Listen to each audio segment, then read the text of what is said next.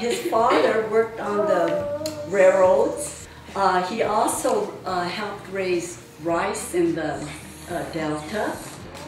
And then in 1912, he went back to Japan to get married and brought his bride back to Hanford.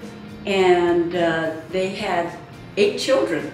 And he bought his first farm in 1930s, the very early 30s. When they bought the ranch, he raised grapes and muscats and peaches, apricots on the original 40-acre ranch.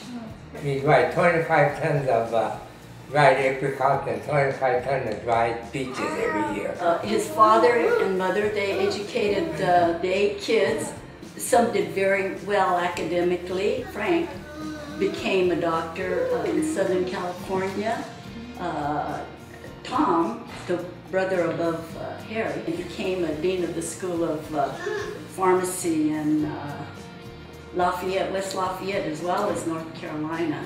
Yoichi, the oldest, Ichi, meaning number 1, he went to UC Pharmacy School, and then he went to Shiseido Cosmetics and became one of the board of directors. And then Kay, who was number 2, went to UC Davis, and he farmed as well as Harry.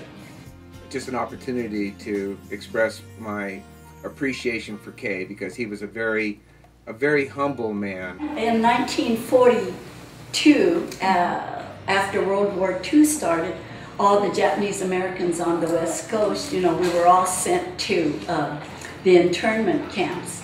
And both of our families, they went to Fresno Assembly Center, and then we went to Jerome, Arkansas.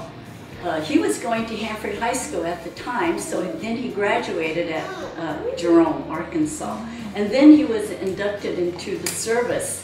He was in the Army between 45 and 46, and he was stationed in Germany. But the best part about his being in the service was being entertained by Bob Hope. He never saw any action because the war in Europe had ended by the time they sent him to Germany. Then he came back and went to COS, and then started farming with his brother Kay, and they're the ones who really made the farm what it is. They really worked hard.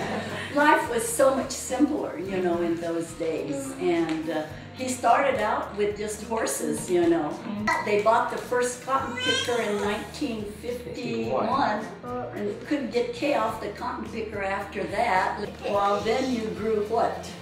Cotton. Corn. Corn. Nectarine.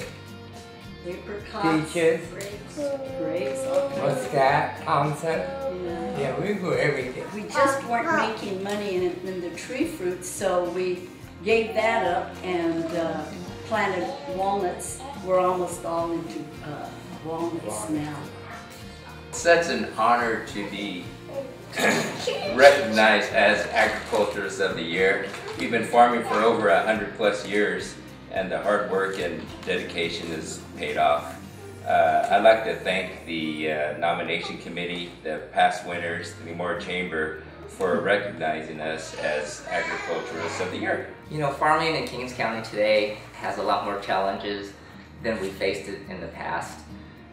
We have so many more government regulations we have to deal with. We have things like irrigated lands. We have a water crisis here that it seems like the legislators in Sacramento really just don't understand that California, we feed the world and we feed the nation.